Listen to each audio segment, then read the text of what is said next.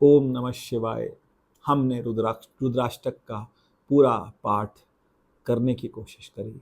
रुद्राष्टक जब हम पढ़ रहे हैं, हम नहीं पढ़ रहे हैं, वो ब्राह्मण पढ़ रहे हैं, वो ब्राह्मण गुरु पढ़ रहे हैं, जिन्होंने देखा कि मेरे शिष्य ने मेरा अपमान किया और उनके अपमान पर भगवान शिव ने उन्हें श्राप दिया कि तू जा करके अजगर हो जा और अगले 100 जन्मों तक, अगले करोड़ों जन्मों तक तू अजगर बना रहे। लेकिन उन गुरु ने भगवान शिव के आगे स्तुति करी और बड़े प्रेम से स्तुति करी। और स्तुति करने के बाद जब लगता है मनुष्य को, भगवान की पूरी स्तुति करने के बाद मनुष्य जरूर कहता है, जीव जरूर कहता है कि हे प्रभु, मेरे हाथ में कुछ नहीं है, सब आपके हाथ में है। यही कहा उन्होंने, न जानामि योगम, न मैं योग जानता हूँ, जपम नैव पूजा, न मैं जप जानता हूँ, न मैं पूजा जानता हूँ।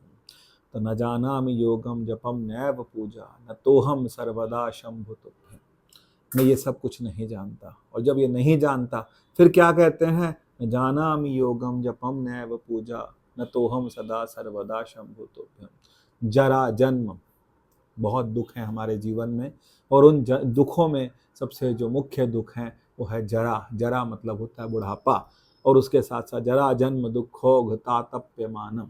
जितने भी ताप हैं, जितने भी ताप हैं, तातप्यमानम प्रभो पाही, मुझे इन सब से, मुझे भी और इस बालक को भी इन सब दुखों से निकाल दीजिए।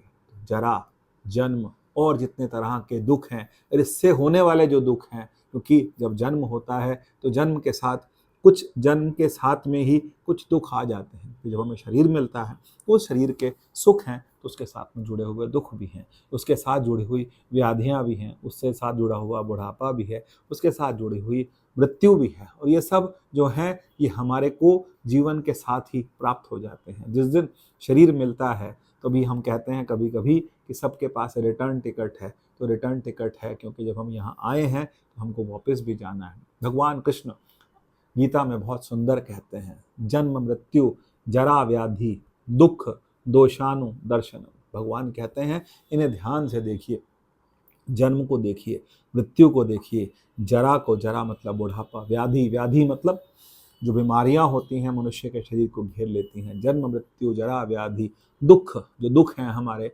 जीवन के, दुख दोषानुदर्शनम, इन्हें बहुत ध्यान से देखो। क्योंकि इनको जब ध्यान से देखते हैं तो हमारे मन में थोड़ा वैराग्य आता है। और वो वैराग्य जो है, वो वैराग्य, वो विवेक, पहले विवेक आता है फिर वैराग्य आता है। और अगर विवेक हो और वैराग्य हो, और विवेक के लिए हमें सत्संग चाहिए। रामायण बहुत सुंदर कहती है, बिन सत्संग विवेक न होई, राम कृपा बिन सुलभ न सोई। राम की कृपा के बिना, राम के अनुग्रह के बिना ये सत्संग उपलब्ध नहीं है। और जब वो उपलब्ध होता है तो विवेक होता है, और जब विवेक होता है तो फिर मनुष्य के जीवन में वैराग्य आता है। और जब वैराग्य आता है तो फिर वो जीव अपने कल्याण की सोचता है। और जब वो अपने कल्याण की सोचता है तब वो ईश्वर की तरफ अग्रसर होता है, क्योंकि ईश्वर के अलावा उन्हें कोई आश्रय नहीं दिखाई देता। तो यहाँ रुद्राष्टक में जो ब्राह्मण थे उन्होंने परमात्मा के आगे हर तरह से माफ़ी मांगी, हर तरफ से अपने आप को समर्पित किया कि ना जानामि योगम, मैं ना योग जानता हूँ, ना जप जानता हूँ, ना पूजा जानता हूँ,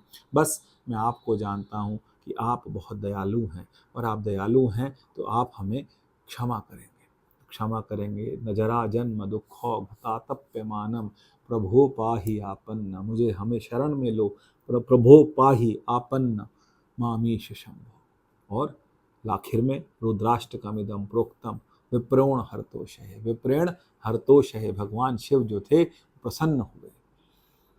तो भगवान शिव जो हैं उस विप्र पर प्रसन्न हुए, और प्रसन्न होने के बाद भगवान शिव ने कहा कि हे ब्राह्मण, आप जो वरदान मांगना चाहो वो वरदान मांग लो। ब्राह्मण थोड़े से चतुर थे। चतुर इसलिए थे, भक्त हमेशा चतुर होता है, क्योंकि भक्त को भगवान का पता है एक चीज़ से मेरा नहीं बनेगा काम, मुझे दो चाहिए। उन्होंने कहा मुझे दो वरदान चाहिए। भगवान ने कहा मैं वरदान देना चाहता हूँ। उन्होंने कहा मुझे दो वरदान चाहिए। पहला कि मैं मुक्त हो जाऊं, मुझे मुक्ति की प्राप्ति हो, मुझे आपकी भक्ति की प्राप्ति हो, मुझे आपके चरणों में वास मिले। अपना कल्याण किया है, जीव हमेशा अपना कल्याण करना चाहता है, यही परमार्थ है। और उसके बाद उन्होंने एक बात और कही, दूसरा वरदान अपने ने नहीं मांगा, उस युवक के लिए मांगा, उस बालक के लिए मांगा कि इनको जो जन्म, जो आपने कहा है कि कई जन्म होंगे, इन जन्मों में कोई कष्ट ना हो, और ये जीवन जो है उनका बहुत आराम से निकलता चला जाए और आप अपने चरणों में इसको वास दें। ओम नमः शिवाय।